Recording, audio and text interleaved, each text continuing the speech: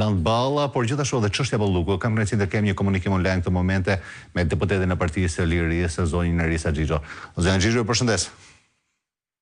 Përshëndetje, kënaqësi, faleminderit për ftesën. Atëherë po nisim me një bisedën, në fakt unë dua të ndalem tek çështja Balluku. Pati përplasje ditën e djeshme në konvent mes opozitës dhe mazhorancës, për sa i përket çështjes Balluku. Duket se mazhoranca po tenton ta mbrojë me çdo kusht ish zëvendës kryeministrin, tashmë edhe të shkarkuar nga kryeministri. Pse po mbrohet me kaq shumë pathos një ish zëvendës kryeministre akuzuar për korrupsion? Sepse është e qartë tashmë në sytë e gjithë shqiptarëve që kjo nuk është çështja Balluku, por është çështja Rama, dhe në qoftë se gjithë pikpyetja është pse në gjithë rastet e tjera propaganda e Ramës ka qenë që ne nuk do të bëjmë kurrë avokatinë asnjë deputeti apo asnjë zyrtari të korruptuar apo që hetohet nga prokuroria, përkundrazi do t'japim direkt dritën e shile prokurorisë sa herë ajo të kërkojë mandatin për deputetët e Partisë Socialiste. Ndërkohë, në rastin Balluku, në aferën e tunelit Llogarat, mbi 50 milionë euro vjedhje dhe mbi 6 lote që u shtuan më pas të aferës korruptive dhe të ndërhyrjes në vendosjen e fituesve të tenderave të ndryshëm, kemi mbi 2 muaj e gjys që kërkesa e prokurorisë speciale pranë parlamentit të rinë zyrtarët e Partisë Socialiste dhe tashmë është gjetur alibia që presin raportin e Ulsi Manjës për të vendosur për zonjën Balluku. Ndërkohë që dhe në seancën e fundit nga prokurorët special është bërë e qartë që ka pasur intimidim dëshmitarëve, ka pasur intimidim nga zyrtar pranë zonjës Balluku, por gjithashtu rrezikohet prishja e provave. Ndërkohë më lejoni t'ju them vetëm një fakt që në pyetjen që është bërë në Këshillin e Mandateve, në qoftë se kjo ishte një përndjekje politike apo jo, vetë avokati zonjës Balluku ka pranuar që nuk është një përndjekje politike, duke treguar mjaft qartë dhe që në atë moment në fakt do duhet që seanca plenare të ishte mbledhur menjëherë për këtë çështje, sepse duhet të kuptojmë që vetë kuvendi nuk është as prokuroria as gjykatë. Nuk mund të përcaktojë masat e sigurisë, sikundër thot zoti Manja që është e mjaftueshme tashmë që ka ndodhur shkarkimi i zonjës Balluku, sepse nuk është detyra jon ta bëjmë këtë gjë. Nuk kemi as gjykatë të përcaktojmë nëse imuniteti është i nevojshëm apo jo, por e vetme gjë që shef kuvendi është fakti në qoftë se ka përndjekje politike apo jo, dhe faktikisht imuniteti është përdorur gjithmonë për deputetët e opozitës, sepse ata janë më të linçuar apo mund të kenë përndjekje politike. Fakti që të varritet kjo çështje. Patjetër, se kur vjen çështja tek deputetët e opozitës, zonja Xhixho, po risjell në vëmendje këtu një deklaratë të bërë nga ish kreu i grupit parlamentar Bledi Çuçi që për rastin e zotit Berisha deklaronte që kjo çështje nuk duhet të zgjasë më shumë se 5 minuta të hiqet imuniteti kujtdo, ndërsa me zonjën Balluku kanë qenë dhjetor me 16 dhjetor që e zvarrisin. Pikërisht. Dhe kjo tregon fare qartë, jo vetëm fakti që nuk po lën prokurorinë të veprojë, që po bëhen pengesë për drejtësinë, por nuk po bëhen thjesht pengesë për drejtësinë, por dhe pengesë për vendin, sepse mos harrojmë deklaratat e europarlamentarit David McAllister në Tiranë, por edhe në Parlamentin Evropian, ku europarlamentarët ngritën me shqetësim dhe thanë fare qartë që çështja Balluku është test për procesin e integrimit të Shqipërisë, pra nuk kemi thjesht një person që po mbajnë peng gjithë procesin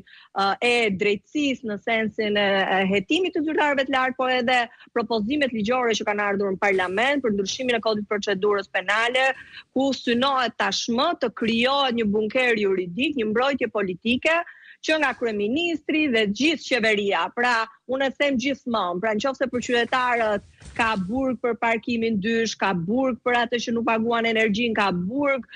për çdo kundravajtje, nga ana tjetër kemi qasje amnisti për ata që vjedhin 1.1 miliard euro. Pikërisht. Dhe këtu nuk kemi më barazi para ligjit. Dhe këtu vërtet jemi në qoftë se nuk do të kemi dhe me shumë premisa në seancën e datës 12 mars kjo majorancë nuk do t'i japi dritën jeshile imunitetit të zonjës Balluku, në fakt vën në pikpyetje ekzistencën e shtetit të së drejtës, shtetit ligjor të vendit tonë, duke rrezikuar seriozisht procesin e integrimit evropian. Kjo është një situatë e cila absolutisht që tregon dhe hedh në një farë mënyrë farsën e kryeministrit Rama me reformën drejtësi, me flamurin e reformës në drejtësi dhe me faktin se drejtësinë e kishte krijuar dhe mbështetur Partia Socialiste. Me rastin Balluku tregohet mjaft qartë që jo vetëm në mënyrë të paprecedent për parlamentin vonohet dhënia e dritës jeshile për prokurorin, por po kërkohen amendamente, sikundër bën Serbia me Vučićin fqinje, amendamente për të krijuar mbrojtje politike ndaj zyrtarëve të lartë. Dhe paralelisht me këtë, kryeministri Rama, mos harrojmë, ka dalë në një editorial të përbashkët me presidentin e Serbisë, ku kërkon tashmë që të jetë vetëm një integrim europian dhe Schengen, dhe jo një integrim europian mbi vlera dhe standarde të Bashkimit Evropian, si një përpjekje dëshpëruar për të fituar kohë, për t'i hedhur hy sy shqiptarëve, si një moment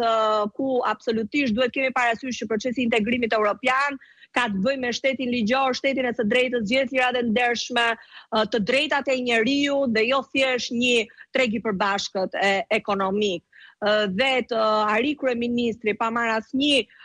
diskutim të brendshëm, pa asnjë diskutim të parlamentit, të japi këto deklarata anti-shqiptare, do t'i quaj unë, sepse të thuar që Shqipëria do të integrohet pa asnjë të drejtë, por vetëm në mënyrë formale, ndërkohë që gjithë shqiptarët kërkojnë një integrim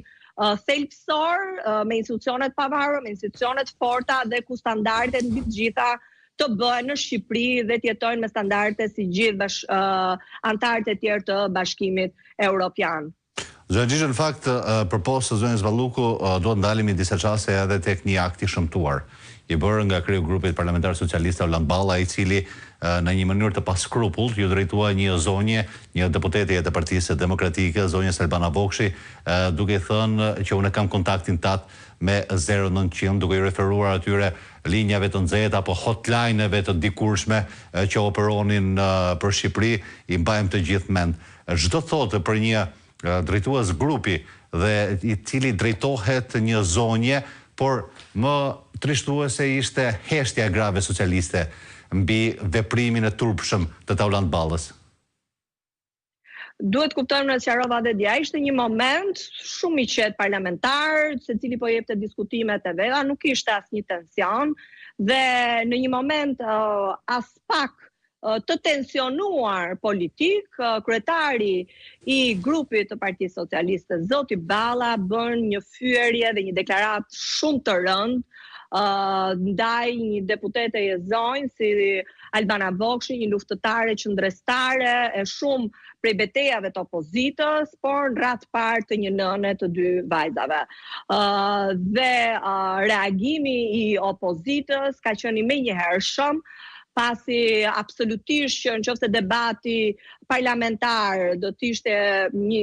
debat absolutisht për ide, për projekt ligje, për të folur për qytetarët. Parlamenti fatkeqësisht e ka humbur këtë rol, ka humbur rolin e kontrollit parlamentar, është kthyer në një noter, në një ministri më shumë të kësaj qeverie, shikni rregulloren që duan të sjellin tashmë për të kufizuar kohën e deputetëve nga 10 minuta në 5 minuta, në ndryshimin e gjithë komisioneve. Parlamenti pra ka një nuk duan parlamentarizmin me pak fjalë, por ai gest, ajo fyerje ndaj zonjës Bokshi dhe jo vetëm, më pas një ndjesë e pa ndjerë, duke justifikuar se ai ishte një numër i Bashkimit Evropian, ndërkohë që absolutisht që nuk është një numër i Bashkimit Evropian, është 0800 numri i Bashkimit Evropian, duke vazhduar me mashtrime dhe gënjeshtra, dhe patjetër heshtja e zonjave dhe e gjithë deputetëve në fakt, sepse ajo gjuhë seksiste nuk duhet të tolerohet në atë parlament dhe askujt nuk do t'i pëlqente që dikush t'i drejtohej në atë formë fyese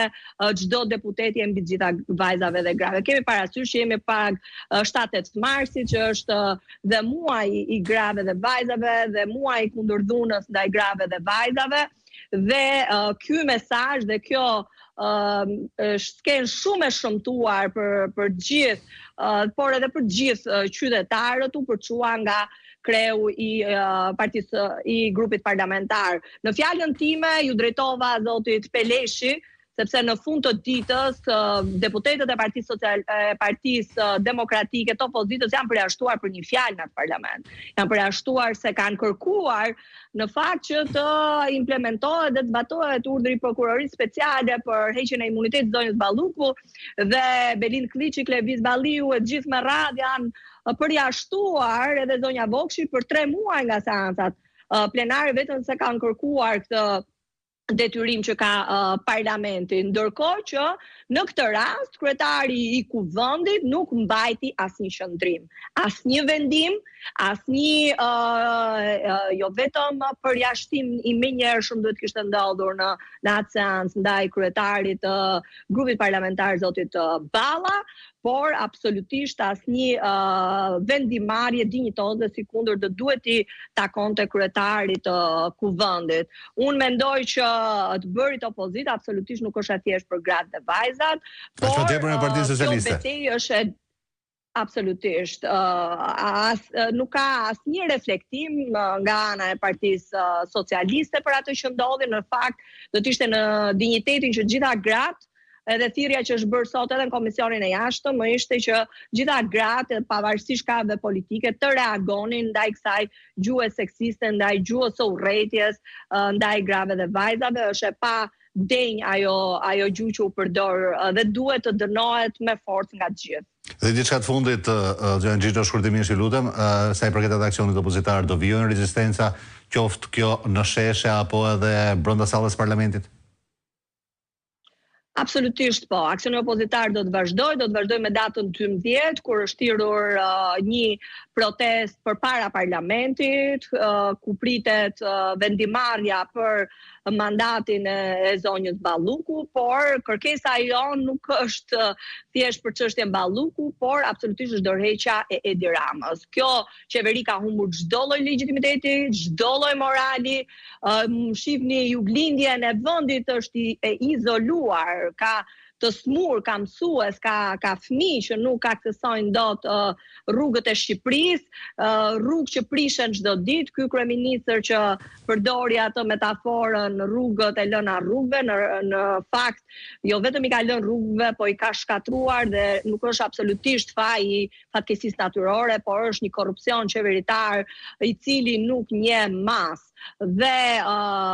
jo vetëm kjo, por pash edhe në kronikën tuaj rritjen e çmimit të naftës. Më lejoni t'ju njoftojmë që Partia e Lirisë ka marrë tashmë një iniciativë, një projekt ligj për uljen e çmimit të naftës. Për heqjen e taksës së qarkullimit, nëse nuk gaboj. Urdhë? Për heqjen e taksës së qarkullimit, nëse nuk gaboj. Po, për 2 taksa, pra duke qenë se 60% e kostos së naftës janë taksa, dhe në paralajmërimin e ekspertëve, për shkak edhe të luftës në linjën e mesme të një rritjeje të mëtejshme, sepse duhet pranojmë, ne kemi sot çmimin e naftës më të lartë në rajon. Pra nëse tek ne është 1.83 euro litri, në Kosovë është 1.27 euro litri, apo në Maqedoninë e Veriut 1.1 euro litri. Pra kemi naftën më të shtrenjtë, nuk kemi asnjë mas nga ana e qeverisë dhe pritet të rritet akoma më shumë, duke ndikuar në mënyrë të drejtë për drejtë te të gjithë produktet e shportit, duke filluar nga buka, nga vaj, qumshi e gjitha me radhë. Ndaj ne kemi propozuar që të merret një masë menjëhershme në mënyrë me një procedurë të përshpejtuar në parlament për